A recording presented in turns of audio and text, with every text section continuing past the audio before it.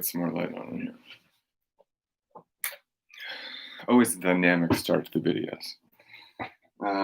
So today we're talking about an essay by Hannah Arendt. The essay is "What is Freedom?"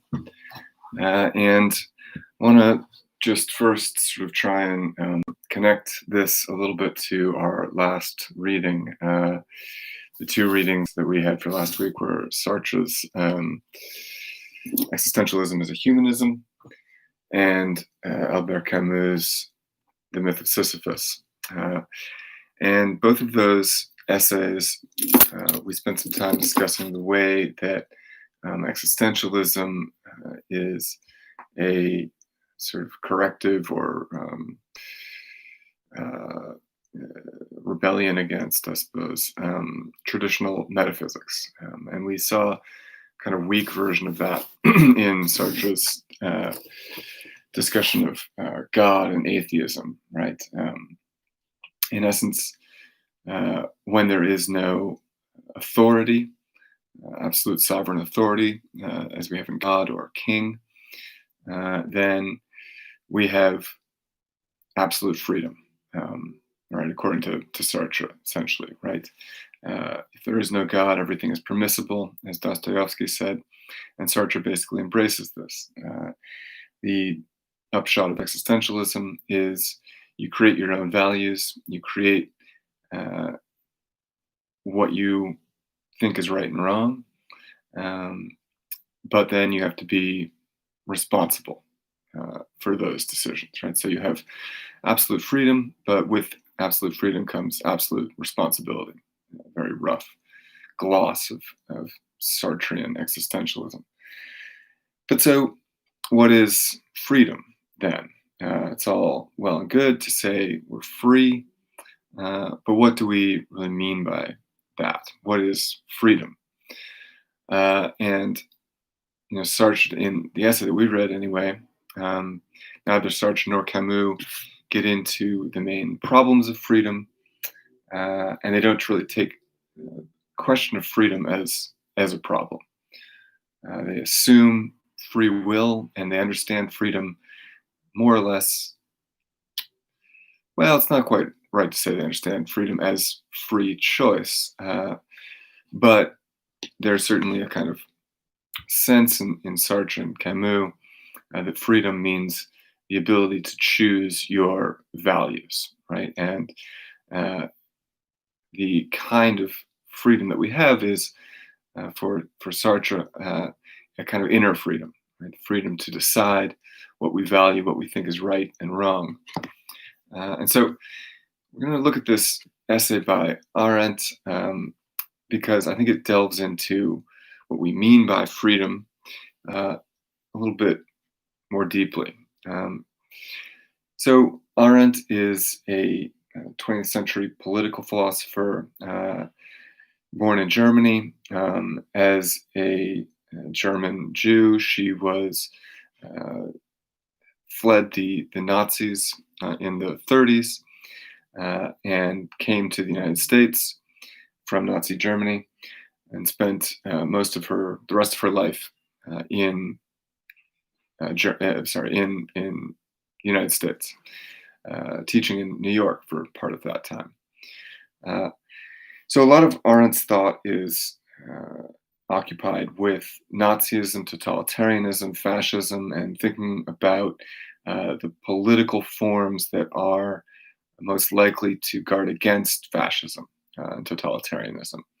She's thinking about how politics went wrong. One of maybe her largest book, certainly one of the most interesting, I think. I reread it a couple years ago. One of her largest book is The Origins of Totalitarianism, where she sort of lays out where she thinks totalitarianism and fascism come from, and really traces the origins of Nazism in particular, anti-Semitism, and the other sort of forms of politics of purity that you find in Nazism. So In this essay, What is Freedom? Arendt is also concerned with totalitarianism and preventing fascism in other democracies, right? She's writing for an American audience. Uh, and one of the things that she highlights in Origins of Totalitarianism and in many other works is our conception of political freedom. And moreover, the question of political action. And so in this essay, What is Freedom? She's uh, doing a kind of targeted reading of the meaning of freedom, the relation between freedom and action. And I think ultimately the goal of the essay is to try to change the way that we think about freedom, uh, what freedom is, and more specifically to retrieve uh, an ancient idea of freedom. So, to put it sort of schematically, I think Arendt is setting up uh, a juxtaposition between, um, in essence, well, between what she calls inner freedom and outer freedom. And what she means by inner freedom is a kind of set of concepts and ideas uh, which are very familiar to us. It's this concept of inner freedom that she thinks is dominant in modernity, in quote unquote the West, and in liberal democracies in particular. Right, inner freedom. She tells the story. Well, we'll get into the details, but this inner freedom is juxtaposed with a kind of outer freedom, uh, freedom to act, uh, freedom to be in the world, freedom to create things in the world. So this inner freedom versus this outer freedom is the sort of main matrix that she is working with in this essay. Uh, and I want right off the bat to make this idea of inner freedom, I think, a little more um, familiar to us. Uh, as I was reading, I found it useful to think of inner freedom as being akin to what we think of as inner peace. Uh, and this sort of, um, you know, mindful centeredness, right? The freedom to be centered, the freedom to be at peace with yourself, right? These are inner freedoms. All right, so let's get into the text before I spin out of control in tangents before we even begin. So to begin with, Arendt says, right, we can barely even begin to think about freedom. When we think about freedom, um, we immediately find ourselves caught in contradictions. And these are contradictions that we didn't get into with Sartre and Camus, right? Uh, so let's see, we're on page 143, the very first page of the essay, right? Arendt says, it becomes as impossible to conceive of freedom or its opposite as it is to realize the notion of a square circle.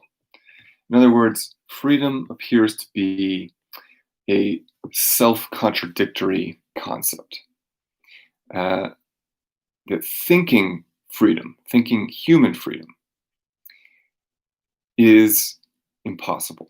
So let's read a little bit more. In its simplest form, the difficulty may be summed up as the contradiction between our consciousness and our conscience,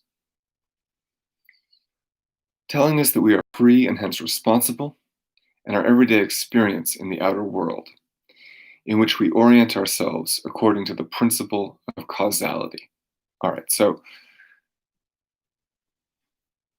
the contradiction that we run into when we think about freedom is the contradiction between freedom and necessity. And this means the contradiction between our concept of ourselves as agents that have free will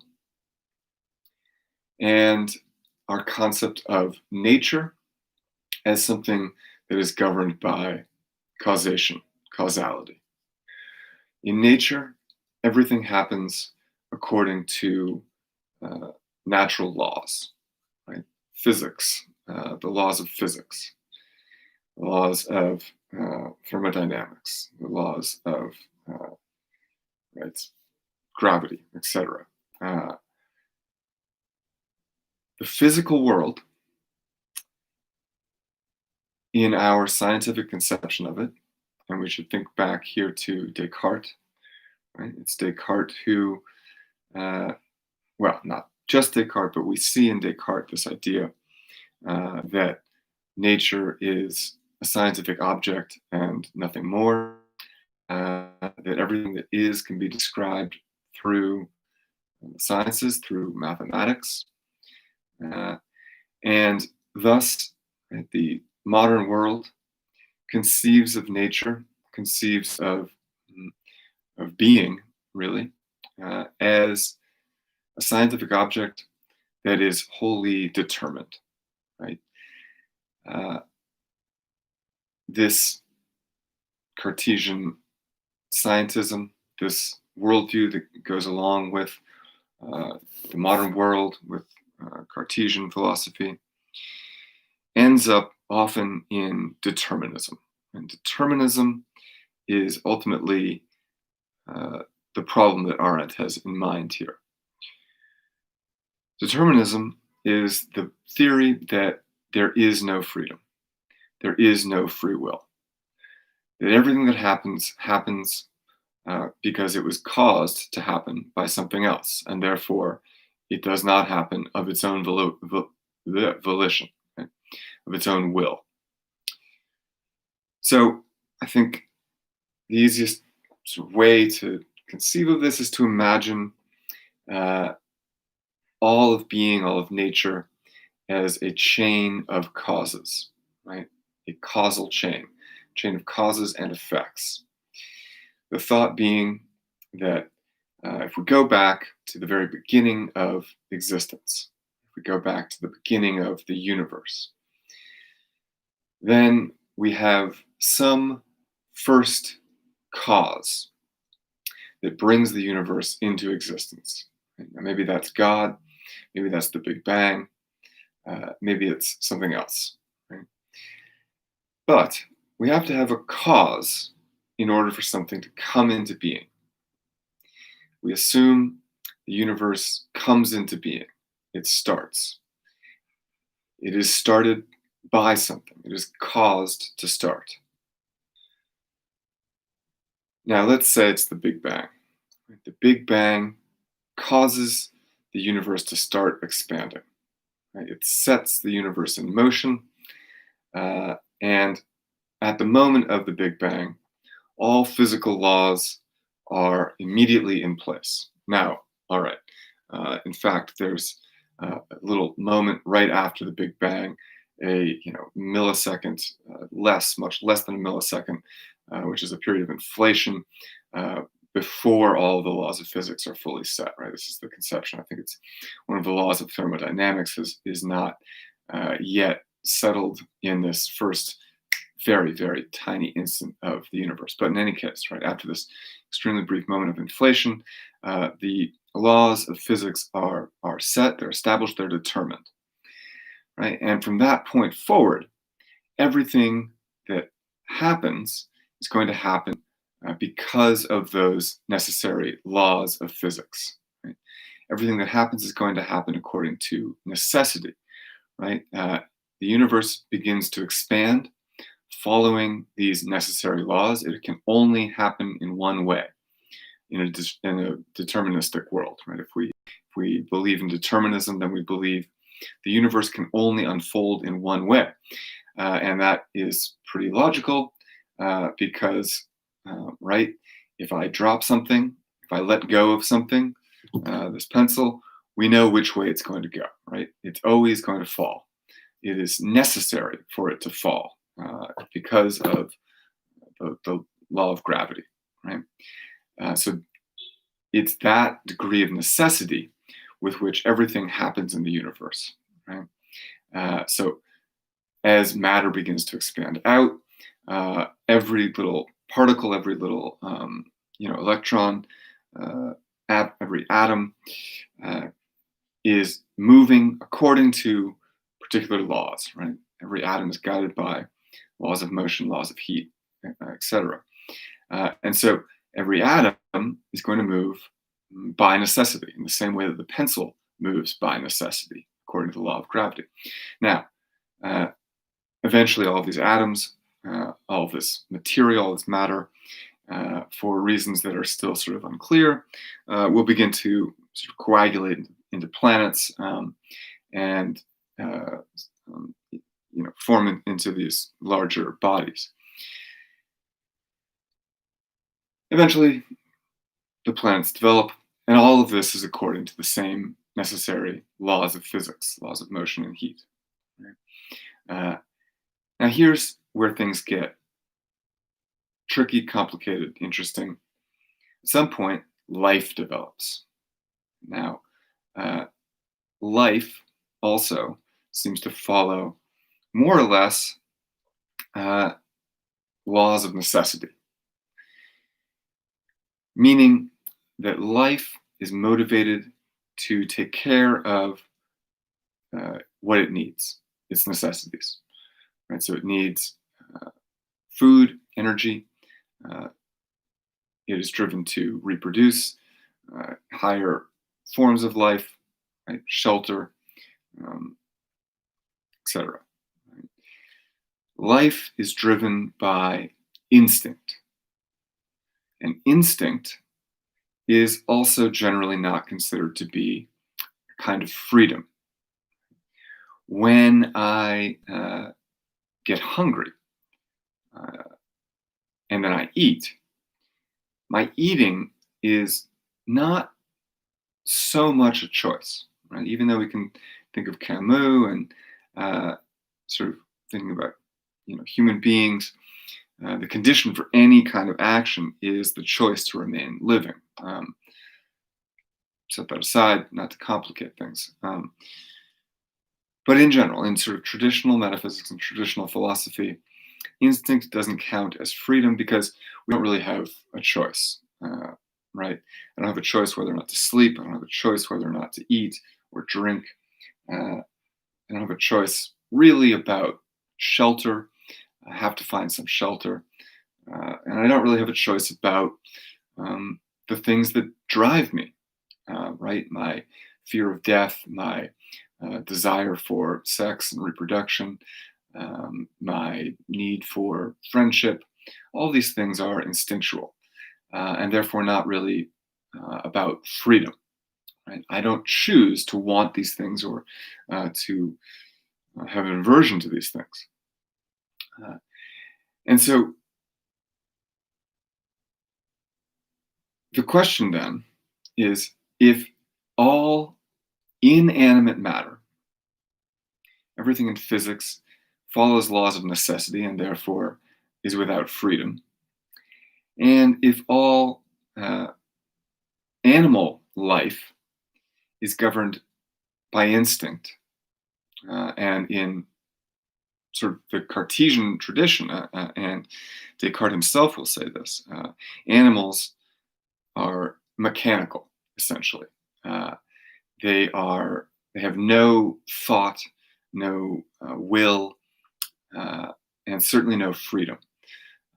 They are creatures of instinct and instinct alone. Now, maybe we want to disagree with that. Maybe we think animals have the ability to think, the ability to choose, and therefore we might say animals have some freedom. Well, that would be certainly an interesting argument to have, and I'd be willing to argue that point, certainly. Animals are free, animals think. Uh, but in the tradition, right, philosophical tradition, animals are not free because the assumption is that they are governed only by instinct. Now, so how is it then that humans have freedom? Right? Uh, where does this freedom come from? First of all, right? If we are beings that are created from uh, nature, which is governed by laws of necessity, if we are animals and therefore have instinct and feel ourselves governed by instinct, why do we think that we have freedom? Why don't we think we're just like all the other animals, that everything we do is done by instinct? There's no choice in the matter at all.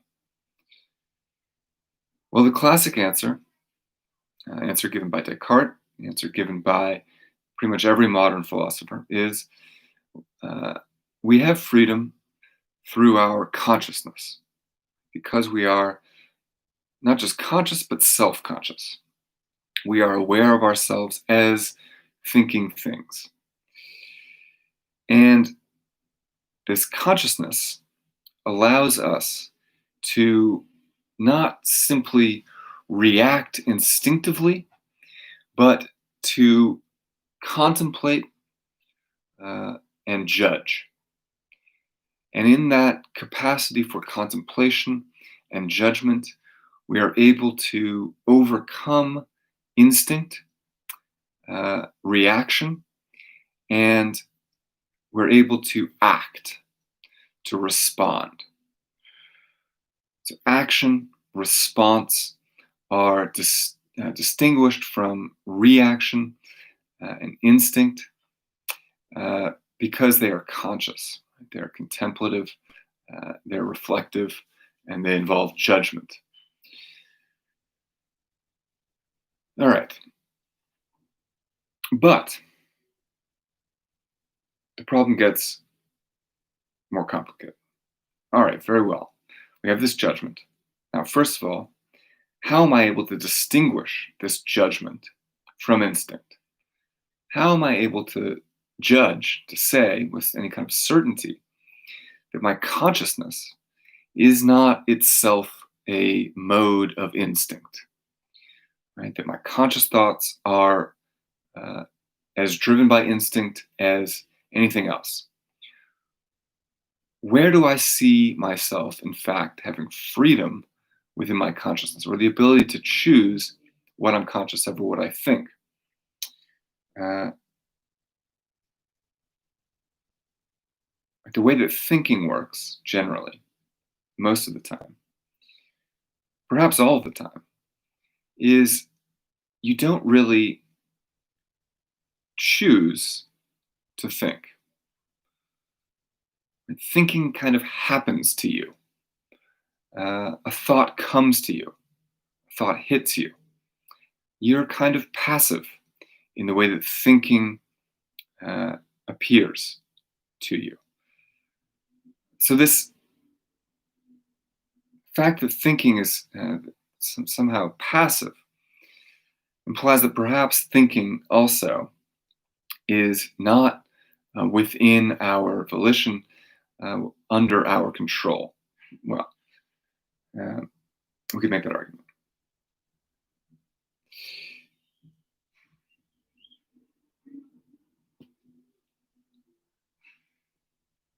The more difficult, probably the most difficult problem in thinking about freedom, however, is thinking about how freedom is able to enter into the world of nature.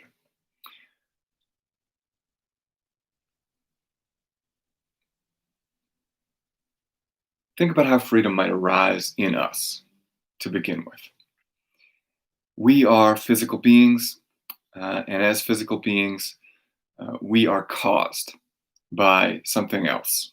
Right? We evolved from other apes who evolved from other animals. And all that evolution is driven by cause and effect. Uh, Everything in the physical world is driven by cause and effect. If we are simply material beings, then everything that happens to us, everything that we are, is governed by these physical laws. So the question of whether or not we have freedom comes down to whether or not there's any part, or might come down to the question of whether or not there's any part of us that is something more than just material. We might say, well, consciousness is immaterial, non-physical, not just material. Well, maybe, right? What is consciousness, right? Is consciousness simply the neurons in our brain firing, the chemicals in our brain moving around? Can consciousness be reduced to a set of material movements, material factors? So, whether or not consciousness is simply material is an enormously important question for the question of freedom.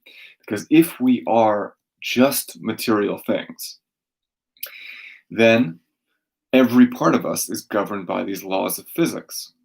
And at no point are we something outside of those laws of physics that could make a decision or change what we are, what we do, independently from those laws. So either we simply are nature, and being nature, we are nothing more than, no different really than inanimate matter, or we are something else. But generally, right, if we are these material things, nothing but material, if we are nature in that sense, then we have no freedom. I don't decide anything. I am no more free than a pool ball that's been hit by another pool ball.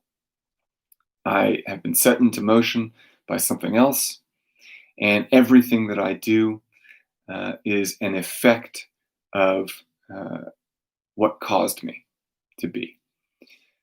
At no point do I determine myself. So, that's the scenario in which there is no free will at all. Right?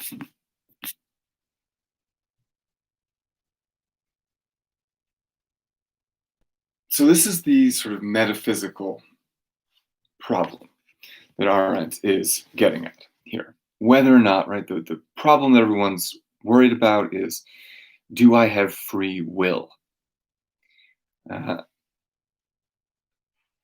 So let's go. Let's reread this on 143, right? In its simplest form, the difficulty may be summed up as the contradiction between our consciousness and conscience, telling us that we are free and hence responsible, and our everyday experience in the outer world in which we orient ourselves according to the principle of causality. In all practical and especially in political matters, we hold human freedom to be a self-evident truth. And so in practical and political matters, we believe that human freedom is self-evident. Right? If you are arrested for robbing a bank, you are never going to be able to get off by arguing that there's no such thing as free will. Right? The legal system assumes that there is free will. Right? We take it as self-evident that there's free will. Similarly, in politics, right? We assume that there's free will. I assume that I really have a choice between voting for Trump and Biden. If I didn't have a choice, we wouldn't hold elections. Right? Democracy would be a complete sham. So, right, we assume that there is freedom. We take it as a given. And yet, right, she says, uh, she goes on, right? And it is upon this axiomatic assumption that laws are laid down in human communities. The decisions are taken, the judgments are passed in all fields of scientific and theoretical endeavor. Okay, so in all fields of scientific and theoretical endeavor, on the contrary, we proceed according to the no less self-evident truth of uh,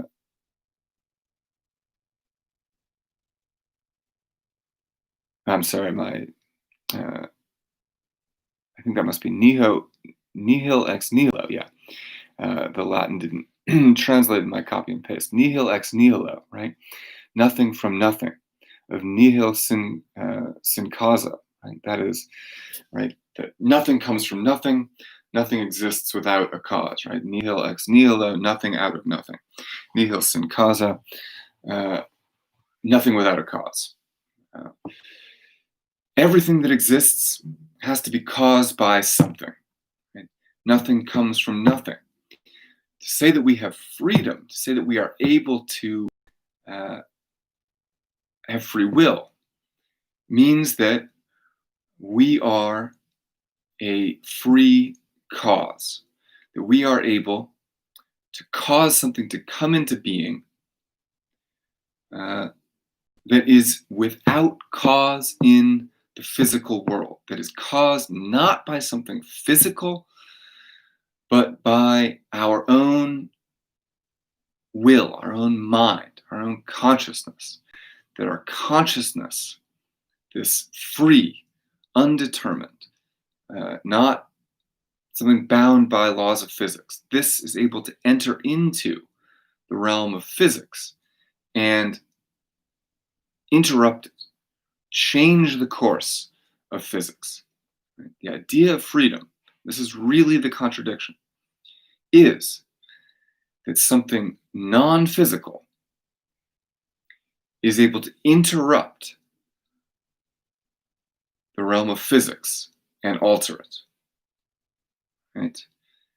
Why? Because in order for me to be free, that freedom has to be non-physical. It must be non-physical because if it's physical, then it has to be brought into existence by a cause, and it has to be governed by the necessary laws of physics. In other words, I'm not responsible for it. Something else caused it. I'm not responsible for what it does. These universal necessary laws govern it. So, the only way for there to be freedom is for this freedom to be outside the laws of physics.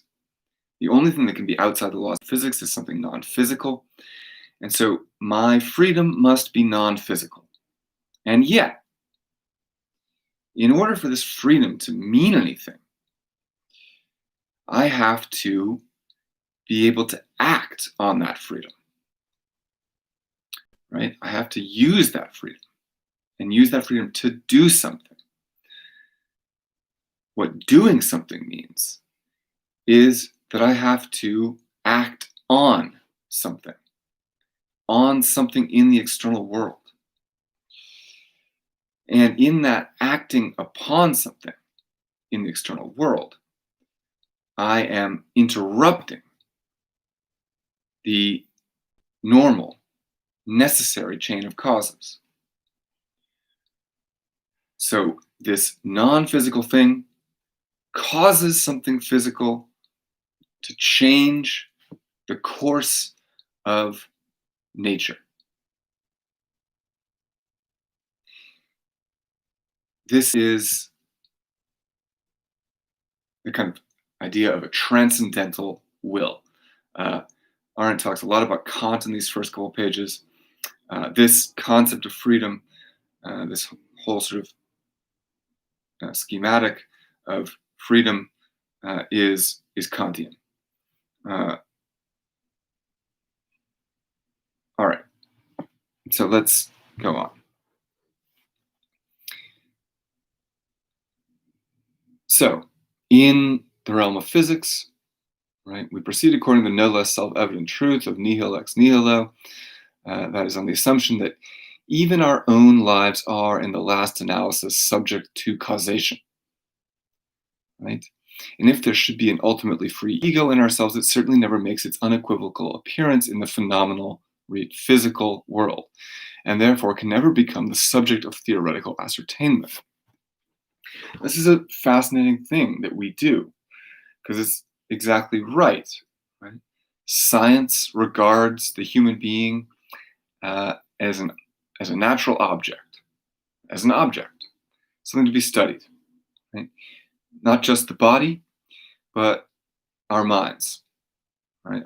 Our psyches, our souls, our behavior, our societies, our cultures, right? All these things can be studied scientifically. We believe that there are causes, right? Um, Certainly, this is true of the whole physical world. Um, and yet, in our politics, we assume the human being is a subject, right? Not uh, an object that follows certain laws, but a free agent that is able to act. Meaning that we have a completely incoherent conception of what the human being is. And in one moment, we regard ourselves as self evidently free, and in another moment, we regard that same freedom as self evidently false.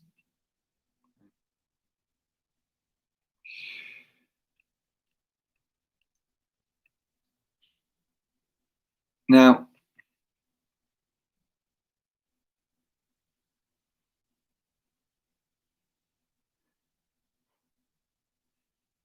so let me take a quick step back here. Right?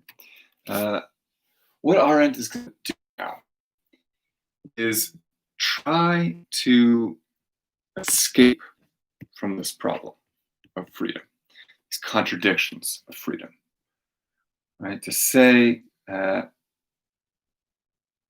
the reason why we fall into this seeming contradiction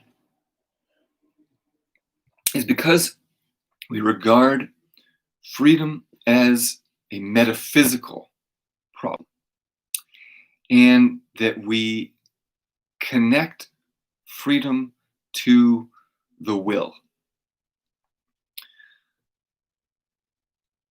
What we should do, Arendt thinks, is instead regard freedom as a kind of political condition. In essence, I think what she believes is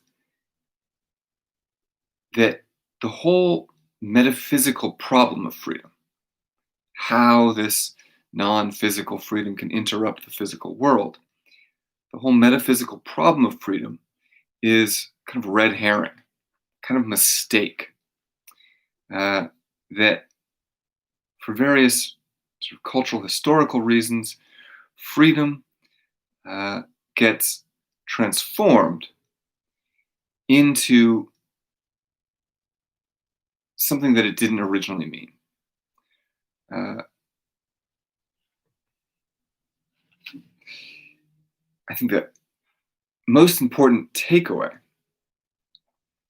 that Arendt is going to get to eventually is that to conceive of freedom in terms of the free will, to think freedom as freedom of choice, is a mistake. That freedom is not a problem in terms of metaphysics. That free will is not a problem in terms of metaphysics. That freedom, rather, should be assumed by metaphysics and should only become a problem in the realm of political philosophy. So she begins by saying this in an interesting way, which is to say that she says Freedom is this red herring, this sort of mistake of philosophy. Free will is a mistake, free choice is a mistake. Because freedom cannot be thought. It is impossible to have a theoretical grasp of freedom. Now, I think there's a lot to say about this idea. I'm not sure it is a wholly convincing idea. Freedom can't be grasped theoretically. But this is what I think she means. That freedom is identical to action. And that action can never actually be thought. And this is a true point, a true idea. That action can never be thought. Thinking as theory always has to have a concept, an idea. And a concept and an idea, these are fixed things. They are stable, right? They are not in motion. Action is inherently what cannot be fixed, what cannot be made stable, what cannot be reified into a concept. Concept and action are mutually exclusive. To act is a fundamentally different faculty than to think. And acting can't be brought into thinking. So if freedom is action, then that means that freedom, as it truly is, cannot be thought of, cannot be conceived. We can't have a concept of freedom as action.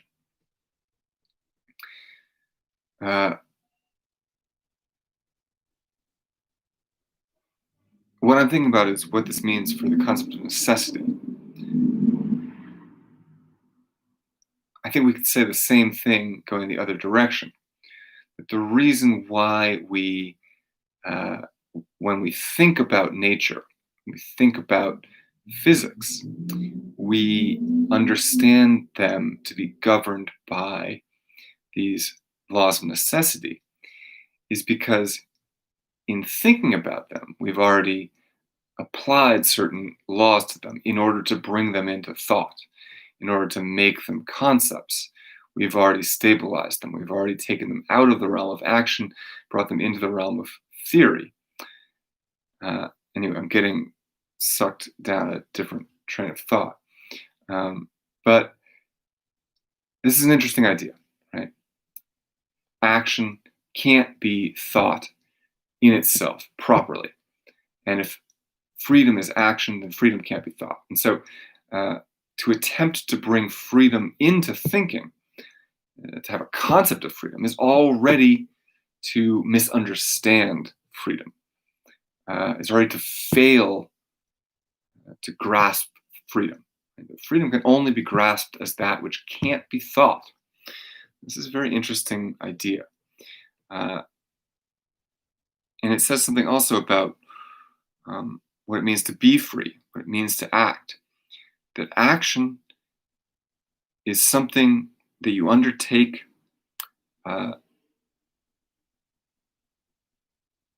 being unsure that the action will in fact conform to the thought. Maybe you have an idea of how you will do something, but the act of actually doing it is a kind of leap of faith, as Arendt will go on to say at the end of the essay. And it's a leap of faith because precisely for this reason, right, that thought cannot extend itself into the realm of action. It doesn't actually know what's going to happen. So when we act, we can hope that the act will sort of meet the thought or manifest the thought. bring the thought to being. But we can never be sure. And there's always this disconnect, this gap between thinking and acting. That gap is the gap through which freedom cannot pass. Right? So I think about doing something, and then I do it. And in thinking, everything is constrained by laws of necessity. But in doing, I become free. I enter the realm of freedom. I enter the realm of action. And in that realm, what happens is not going to be governed by the thought or the concept. What happens will be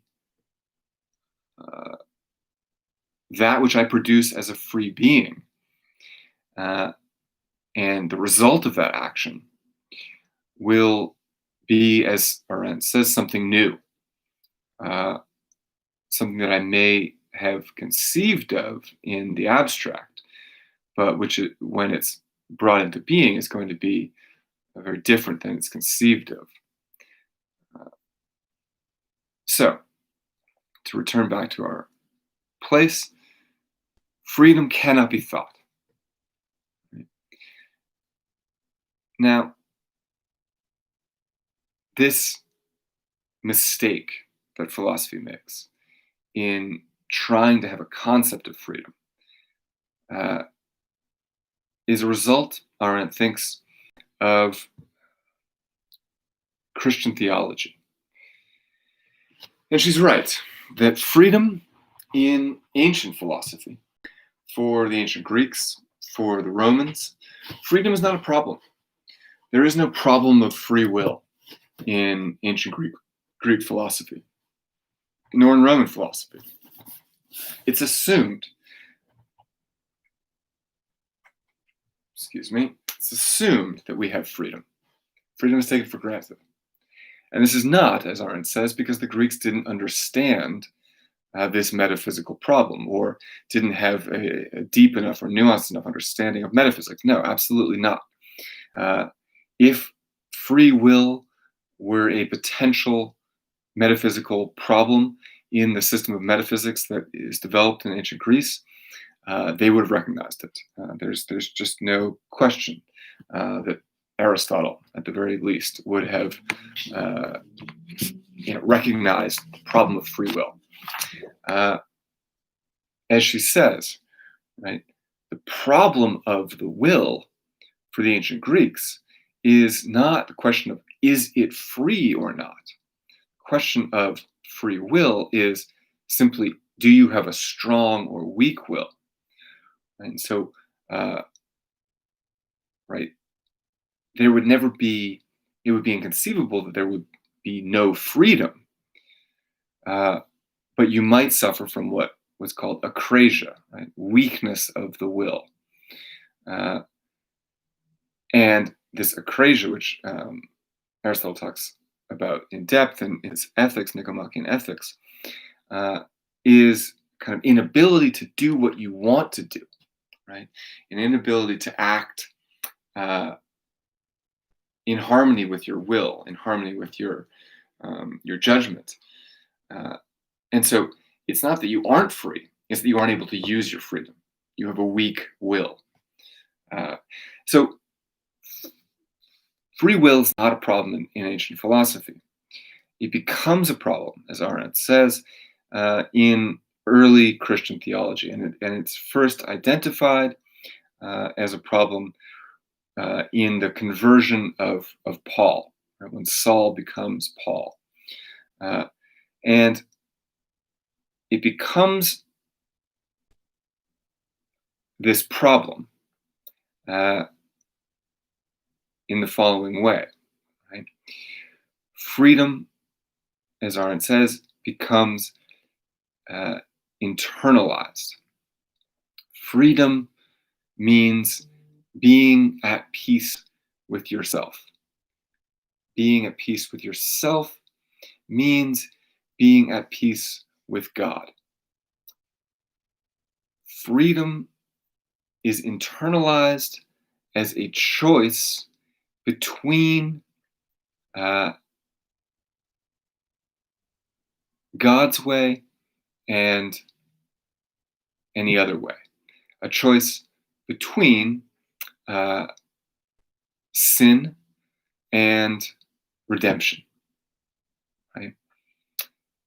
That becomes the first idea of freedom, the first philosophical concept of freedom, the first metaphysical concept of freedom is, am I going to choose to sin? And in choosing to not sin, I become free. I achieve inner freedom.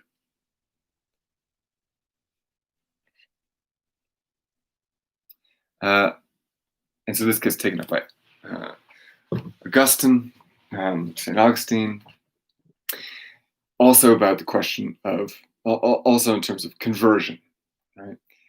I have a choice between Christianity and paganism. I have a choice between my value systems. And I will exercise my freedom by making a choice between these things. And so I want to harken back then at this point also to the existentialists, right? That this is the kind of freedom that Sartre is concerned with, right? Do I choose to take care of my sick mother, or do I choose to go to the war, right? It is a choice of values. It is a choice of um, who I want to be. It's an inner choice in the sense that it concerns my soul.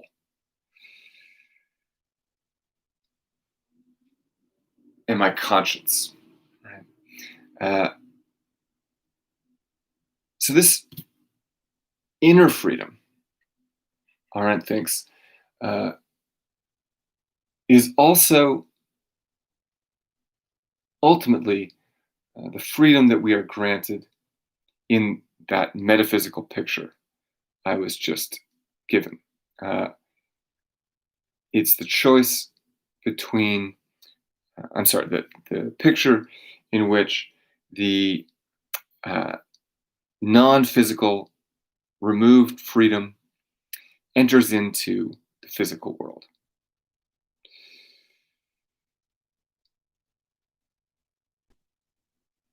The freedom that we have in that scenario is entirely an inner freedom, right? As soon as I enter into the physical world, I'm immediately under the laws of physics, again, right? Governed by the laws of physics. So any true freedom that I have in that metaphysical picture happens outside of the physical world, happens internally. I choose what to do, choose what the right thing to do is, and then I do it. Now, let's go back to this idea of freedom as getting right with God, getting your soul into order. Freedom as self-control. I think that is actually the best way to think about it. We think that freedom is the freedom to do what you want. Now, we might be tempted to say, self-control and doing what you want are two different things. But for Arendt, they aren't. Right? To have self-control is to direct yourself toward what you want. Right? Now, why would we say self-control is not the same as doing what you want? Perhaps because we associate self-control with some kind of discipline, right? And discipline is imposed on us. We don't maybe want to be disciplined. But that discipline is ultimately aimed at achieving something for yourself. You are disciplined, you discipline yourself in order to get something for yourself. And so self-control and what is not its opposite, but is its twin, uh, the freedom to do whatever you like, are both forms of this inner freedom that is ultimately about a kind of care of the soul. Now, Arendt talks about this a little bit, but why does freedom get taken up in this way?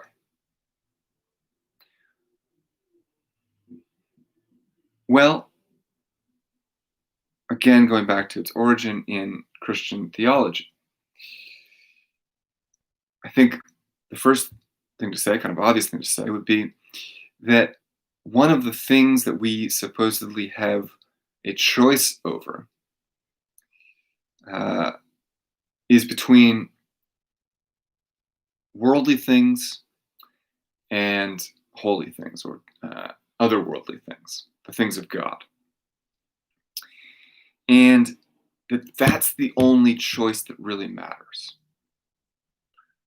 Are we going to be concerned with the world, the physical world, or are you going to choose to be concerned with the soul and the immaterial world? And this choice then becomes the essence of freedom. And let me just say one more thing about that, which is that just to make the problematic of freedom all worse, and this is sort of one of the contradictions that Arendt will develop a little bit later in the essay. If that's the choice that I'm given, if that's my freedom, then my freedom consists in a choice between two different kinds of necessity. If I choose the world, then I'm choosing to be governed by the laws of physics, or more generally, the desires of the body in Christian theology. If I choose to be of the world, choose worldly things, what that means is I'm choosing my body, the desires of the body, bodily things, self-interest, self-interest of the body. I want money, I want sex, I want pleasure, right? I want all different kinds of pleasure. I want worldly things. To choose those things is to give yourself over to that animal-like existence, insofar as our bodies are governed by instinct. If we choose worldly things, we choose pleasure, then we are then at the whim of our desires, lust, greed, all of that. And that's to choose the world, to choose the body, to choose pleasure is to choose sin. On the other hand, and in choosing the body, choosing the world, I choose to be like an animal. And animals have no freedom. So I renounce my freedom by choosing the world. I use my freedom to choose to renounce my freedom. But if I choose the immaterial option, I choose my soul, I choose God, I choose non-physical and eternal, then I have chosen a different necessity. I've chosen to relinquish my freedom in a different way. Because to choose God, to choose the divine, is to give yourself over to God's law. Whether we interpret that as Ten Commandments, whether we interpret that as the law of reason, as Kant does, nevertheless, God, this non-physical power, whatever that part of ourselves is that we associate with the non-physical, is also governed by laws of necessity. Uh, so to choose that option, to choose to bring my will into harmony with God's will, is also to relinquish my will, right? To say that I will only now will what God wills. So I have two options in this, in terms of this inner freedom: to bind my will to the desires of my body, or to bind my will to God's will. A choice between masters. That's the freedom that we have in this classical view.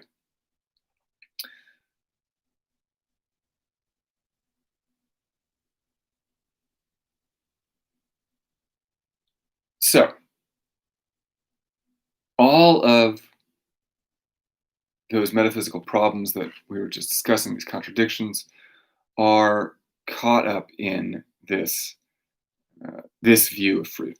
Freedom as an inner choice between sin and redemption, between right, one value and another, uh, is all about myself, uh, my ego, my soul.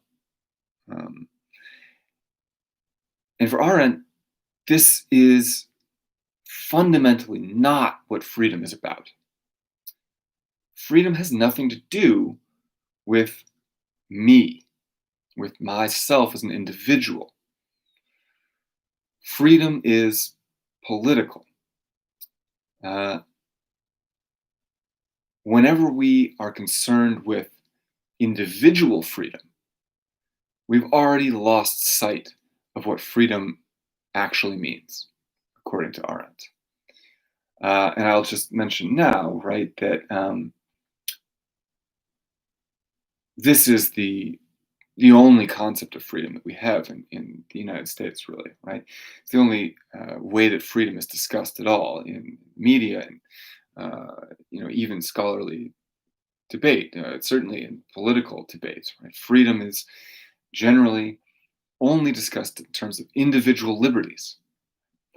I want to have the freedom to own a gun. I want to have the freedom to uh, buy drugs. I want to have the freedom to do whatever, right? The only thing that matters is my individual freedom. So she says,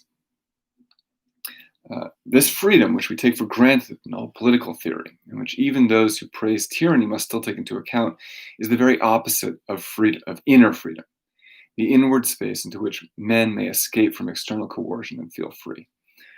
Okay, right. So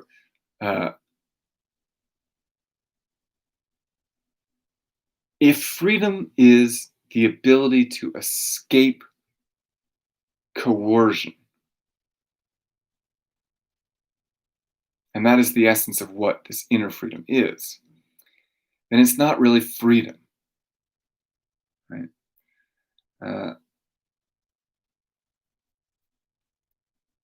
The opposite of this inner freedom is the kind of freedom that is taken for granted in political theory.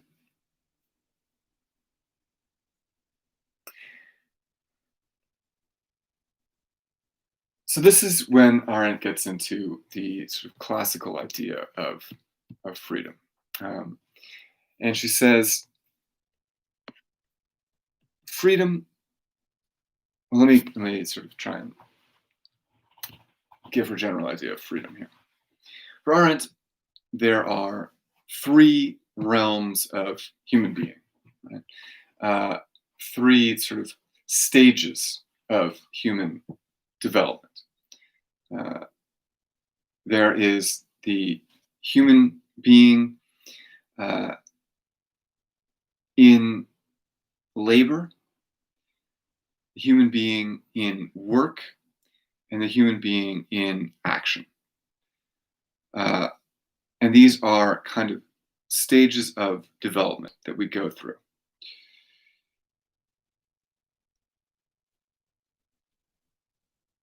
The human being that labors is the human that is bound by necessity. Labor is everything that concerns our survival, that concerns our physical security and safety, right? I labor in order to eat, in order to find shelter, in order to make clothes, right? Well, maybe not even clothes, but the basic functions of survival, of remaining alive, nothing more, right? I labor.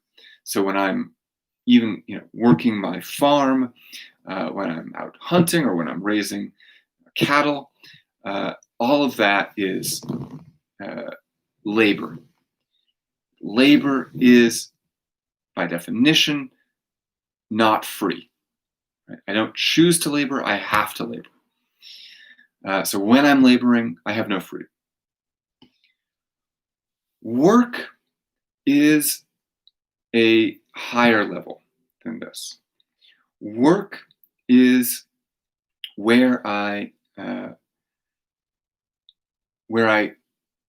create things, where I manage my household. I build a house. I right, take care of my lawn. Right? Maybe I build a sculpture to put on my lawn. I decorate my house.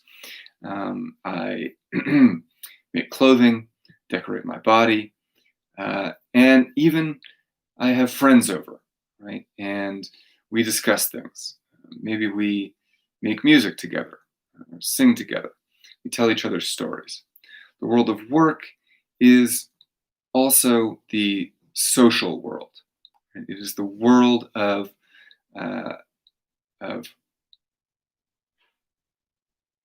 family, of society in terms of friendship, certain kinds of friendship. It is, I think, the best way to think of it, a kind of household economy. How everything works. My schedule, time I wake up in the morning, all of this is kind of work. And in this, we are also, for Arendt, not really free, because in this, we are ultimately sort of creating conditions around our labor. Now, so we have labor and work. Labor and work both belong to what Arendt calls the private realm. And the private realm is that realm that concerns me as an individual. Everything in the private realm is dictated by my self-interest.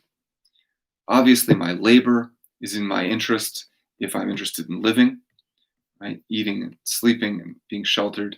But also, everything in my household is organized around self-interest. How do I want to decorate my house? What time do I want to eat dinner? What do I want to eat? What am I going to, how am I going to raise my children? How am I going to interact with my spouse? Which friends am I going to have over? Which people am I not going to have over? Right? And it's precisely that, right? Being able to exclude someone that makes it private. So all this is private, and private because it's about me as a private individual. However, if I have a very successful household, if I've organized my house in such a way that I produce enough food, make enough money, that I'm able to sort of create a certain amount of luxury and even opulence, I'm then able to hire people to do my labor for me. I'm able to hire people to take care of my housework. And then, and only then, am I free to leave my house and to go out into the world, and in the world to pursue things that are over and above and different from my self-interest. So for Arendt, freedom is the condition under which you are able to leave behind your self-interest and pursue something beyond your self-interest. When we move outside the private realm, we enter into the public realm, a realm in which everyone who belongs to that private realm is there because they are interested in something more than just their private self-interest. To be free, then, originally means literally being free to do other things. That's all it means. But the kinds of things that you do with freedom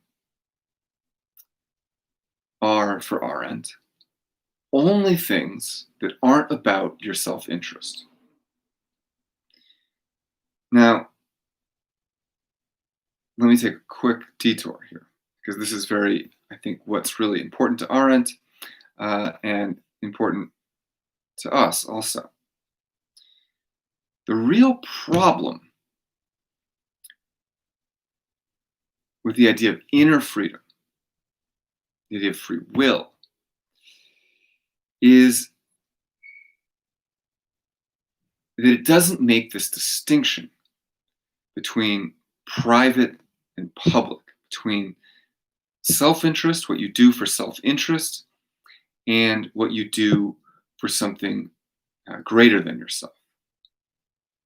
What you do, as Arendt puts it, for the world, for the public world, for the city, for the polis, for the city-state. And the fact that we've lost this concept of freedom, that freedom is no longer the freedom to go out into the world and do things, but has become instead this inner freedom, freedom from the world rather than freedom to go into the world, means that we've lost any sense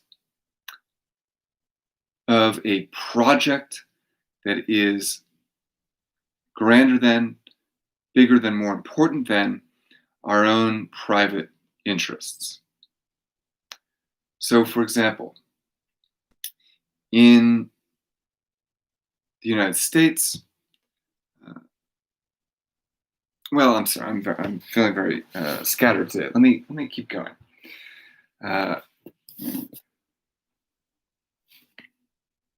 What do you do with this freedom in the ancient world after you've secured a safe house? Then you go out and exercise freedom.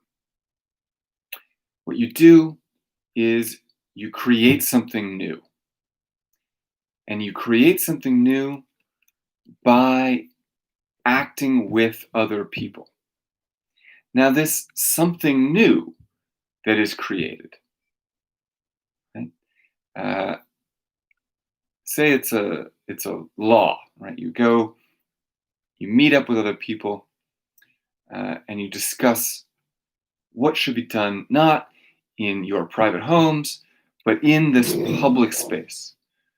Here we all are, us free men. Right now, in ancient Athens, for example, everyone that was in the public realm was a man, right? Because women were relegated to the private realm. But Arendt doesn't see that as a reason to give up on this idea of freedom, right? Anyone could conceive of freedom this way. Anyway, uh, so here we are. Everyone in the public realm is someone who has their private lives in order. They aren't concerned with their private lives anymore. Uh, we've entered into this open space, public space. What are we going to do here? We are interested in interacting with each other. We're interested in creating something with each other. This thing that we're going to create isn't going to be for our own sake as individuals. It's going to be for the sake of us as a collective, as a group of public, free people. So this is, Arendt thinks, the beginning of politics. The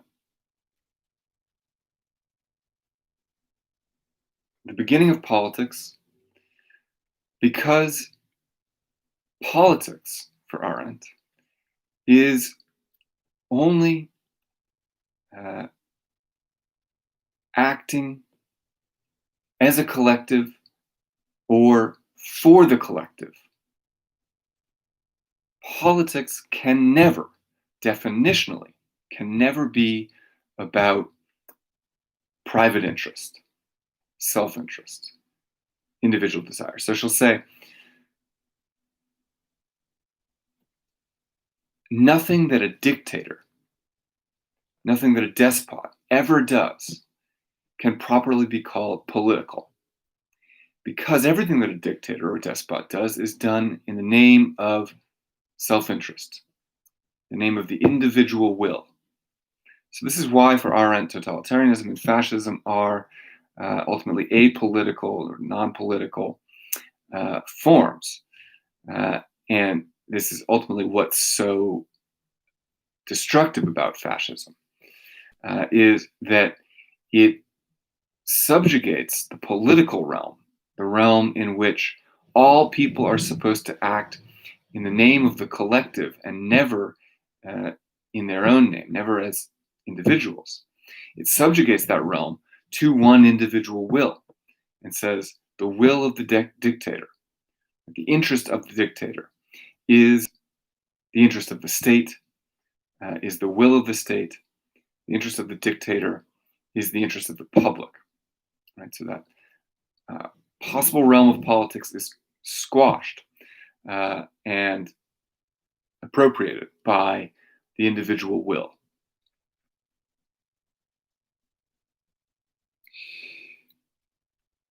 So what do you do? What is this action? I think we can think of what is created. Laws, right? But also what we might call the kind of commonweal. That is to say, it is the institutions that govern public life. Right? So the first thing would be a system of law. Right? You set up a court and a courthouse and a system for trying people, a system for writing laws, disseminating laws. These things are all in the public interest. Right? They pertain to the public good and the collective. A law, if it is good law, isn't in any individual's interest, it's in everyone's interest. So freedom for Arendt means doing things that are not tied to yourself. Okay, so she says this idea of inner freedom becomes especially destructive and especially politically destructive because when freedom is moved inside, it belongs not to the public realm, but to the private realm. And even, uh, one can even then say, as we say in the United States and said in liberal democracies in general, this sort of article of faith of liberalism in general. And by liberalism, I don't mean the Democratic Party. I mean the you know philosophy of classical liberalism of John Locke and Adam Smith and the sort of founding philosophers of the American Republic. Republic, by the way, is a public thing, a res publica. So the very idea of a republic has contained in it theoretically this idea of freedom that Arendt is talking about. But what freedom comes to mean in liberalism, in these liberal republics that begin in the 18th century, right? The French Republic, the Republic of the United States of America. In these political forms, freedom is understood as this inner thing, right? Which is received from the Christian theological tradition, and therefore freedom is understood as private, belonging to the individual, my inner peace. And as long as that's true, then we get this perversion in which politics is actually opposed to freedom. The political realm is where there is no freedom, the absence of freedom. Law is that which takes away our freedom, rather than law being the first instance of freedom, the very sort of essence of freedom. We understand law to be opposed to freedom, right? We say, right, we can think of Reagan. Well, now I can't remember Reagan's quote. So, but what is it, right? The best government is the smallest government. Government does best when it does least. Those sorts of sayings, those phrases, right? And we want as little government as possible. We'll have more freedom when we have less government. Freedom and government are opposed to each other. Now, okay, we can talk about the bloated bureaucracy of the US government. We can talk about the many ways that laws are oppressive or coercive or not to our liking or, prevent us from doing what we want to do and are indeed in many cases oppressive. For Arendt, right, an oppressive law is not really a law. A politics that oppresses is not really politics. But this idea, right, that sort of conceptually, theoretically, freedom is opposed to law, opposed to politics, is deleterious, is extremely harmful. And right, we understand freedom now to be the freedom to pursue your self-interest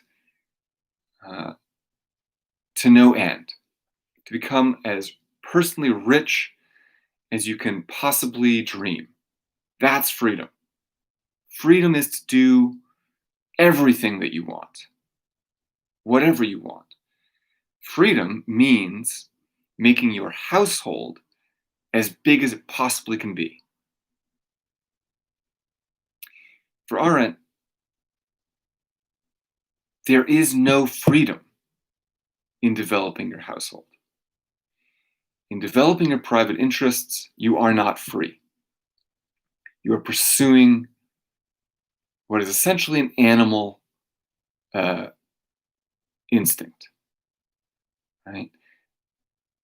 In attempting to make your household as big as you can make it, you are just a beaver trying to make a dam that will take up the whole pond. Right? You're behaving like an animal. The fact that we think freedom means developing your household as much as possible also means that the proper realm of freedom, the political realm, the public realm, is taken away from.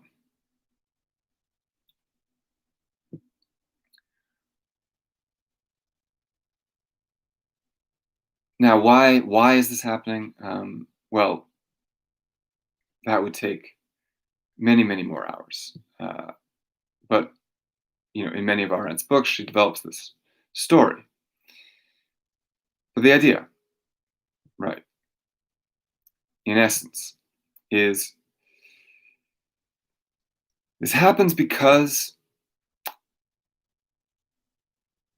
we lose interest in the collective, because we view uh, what matters, freedom, to be this choice not between public and private, uh, but a choice between the world and the other world. And the sort of irony is I can choose the other world and still develop my private household in the physical world. Uh,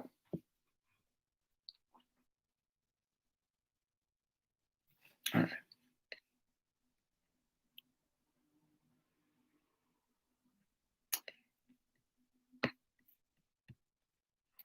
So I'm going to cut it off here. I think we covered most of the main things that I wanted to talk about. Uh, we could certainly go into more detail, and hopefully we will in our discussion. All right. Until next time.